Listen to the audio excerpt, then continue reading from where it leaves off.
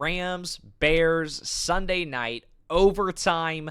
Caleb Williams, I would argue, massive, massive breakout season. This is somebody who I was very high on coming into the season. think I had him on like 4 of my 6 fantasy teams or something like that. So watching Caleb Williams succeed really just makes me overly excited. But then you look at what should be the NFL MVP in Matthew Stafford, who didn't have a touchdown, doesn't matter, didn't have an interception either, played very, very well, made all the right decisions at the right times, 20 for 42 for 258. But Caleb Williams had a decent game as well, 23 for 42, 257, 2 touchdowns. But yes, I do see the 3 interceptions. Let's talk about those 3 picks. I will not fault Caleb Williams too hard for any of those plays, but what does concern me is the very last one in overtime. DJ Moore comes out over the open field in the middle and just doesn't turn his head around, and I am overly confused as to what happened there. I really don't understand why DJ Moore didn't turn around, but it led to an interception.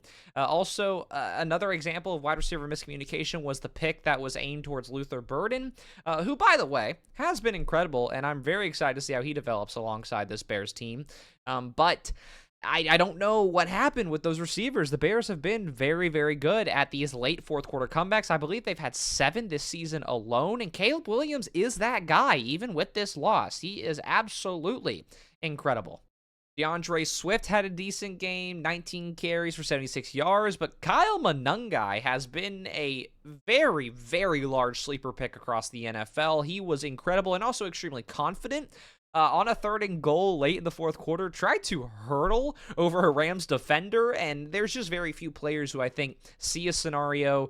He didn't get the hurdle, but I'm just extremely impressed on how confident he is as a 7th-round pick in the 2025 draft. I mean, seriously, I'm extremely, extremely excited for this team to develop because some of their strongest weapons are young. That's Colston Loveland. That's Colston Loveland, obviously. That's Kyle Monangai. That's Luther Burden. I mean, these guys are incredible. Not to mention that DJ Moore and Rome Odunze are also 2, I would argue, Pro Bowl level wide receivers. This Bears team, again, really, really, I think should have made it out of this game. But Sean McVay always seems to find a way, and it helps when you got a veteran like Matthew Stafford who just simply doesn't make mistakes. Puka Nacua also is beating the allegations of the man-to-man merchant or the zone merchant, whatever you want to call him. He had a decent game, 556, made some extremely, extremely clutch catches down the stretch. Kyren Williams had a good game coming out of the backfield in really every way. 21 for 87 for 2 touchdowns, not to mention 4 for 30 out of the backfield as a receiver. Devontae Adams had 2 receptions, one of them very, very big late in the game.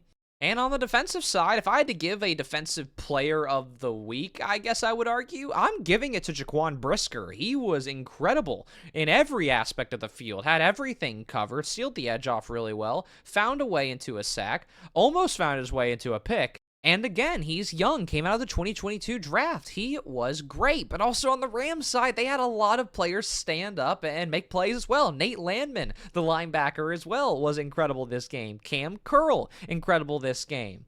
Not to mention that he found a pick, and also Kobe Durant found 2. Both defenses really incredible to say the least, with also a lot of young talent to kind of roll with.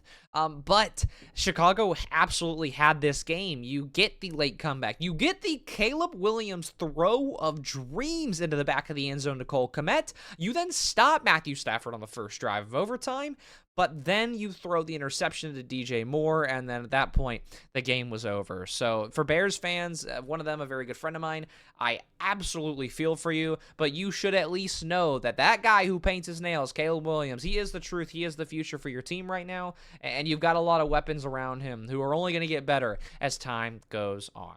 And so that wraps up the NFL divisional round. We've got Patriots, Broncos, Seahawks, Rams. I think we expected just about all 4 of these teams except for the Rams, but it is Matthew Stafford, it is the MVP, and they are Super Bowl champions under Sean McVay. So I'm a little concerned about that NFC Championship game. The spread is at 2.5 for good reason. And as for that Broncos-Patriots game, what can Jarrett Stidham do behind the wheel? Well, it is January 25th. We will do a summary and talk about those games after that date. But for now, sit back and enjoy the College Football National Championship tonight. Might as well throw a prediction in there. I think Miami wins by 14.